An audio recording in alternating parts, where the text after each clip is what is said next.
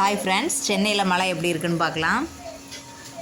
எங்கள் வீட்டுக்கு முன்னாடி தாங்க, ஃப்ரெண்டில் உள்ள இடம்தான். பார்த்திங்கன்னா செம்மையாக மழை பெய்யுது, காற்றும் நல்ல ஓவராக இருக்குது.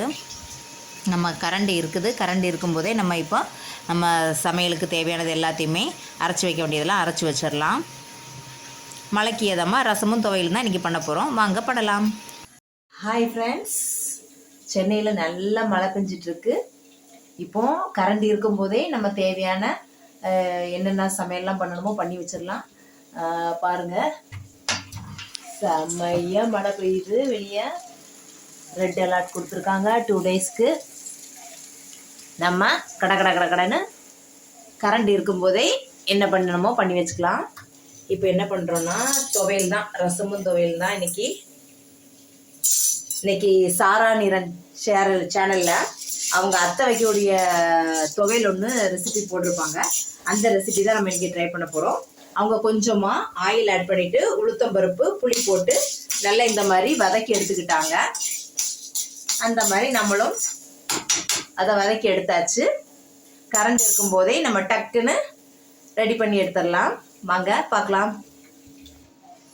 நம்ம இப்போ துவையலுக்கு பார்த்திங்கன்னா இந்த உளுத்தம்பருப்பும் புளியும் நல்லா வறுத்தெடுத்தாச்சுல கறியை வச்சுட்டேன். நாங்கள் மோட்டர் எட்டி பார்த்துட்டு வரதுக்குள்ள கரிஞ்சு போச்சு.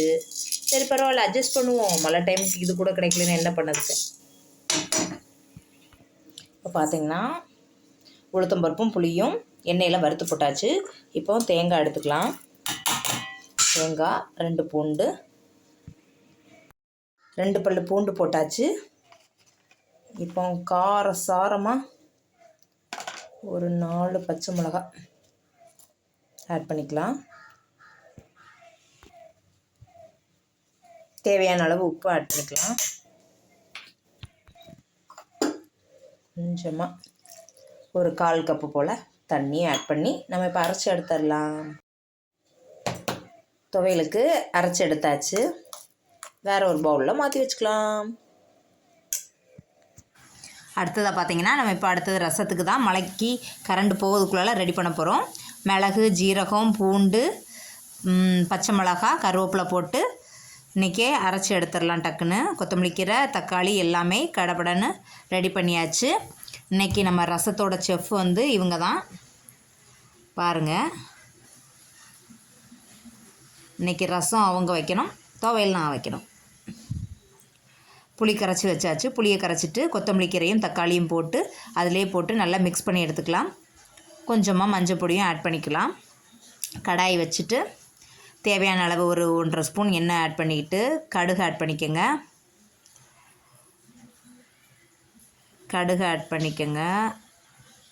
அடுத்தது கருவேப்பிலை, காஞ்ச மிளகாய் போட்டு நல்லா வதக்கி விட்டுக்கலாம். அது கூடவே நம்ம பச்சை மிளகு, ஜீரகம், மிளகு, பூண்டு எல்லாம் போட்டு அரைச்சி வச்ச இதையும் இது கூட ஆட் பண்ணி எண்ணெயில் வதக்கி எடுத்துக்கலாம். இன்றைக்கி ரசத்தோட செஃப் அவங்க தான். இன்றைக்கி ரசம் அவங்க வச்சுருவேன்னு சொல்லிட்டாங்க. சரி வச்சுருங்க. கொஞ்சமாக மஞ்சள் பொடி ஆட் பண்ணிக்கோங்க.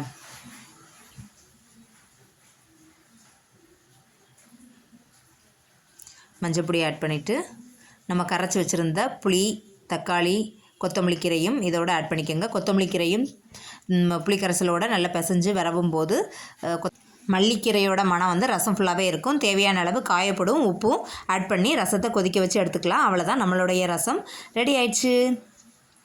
மழைக்கு ஏதமாக நம்ம மிக்சியில் அரைக்கக்கூடிய ரசமும் துவையலும் ரெடி பண்ணியாச்சு. இன்றைக்கி மத்தியானம் லஞ்சுக்குள்ளது ரெடி ஆயிடுச்சு. மார்னிங் பிரேக்ஃபாஸ்ட்டுக்குள்ளதை நம்ம அடுத்து ரெடி பண்ணிக்கலாம்.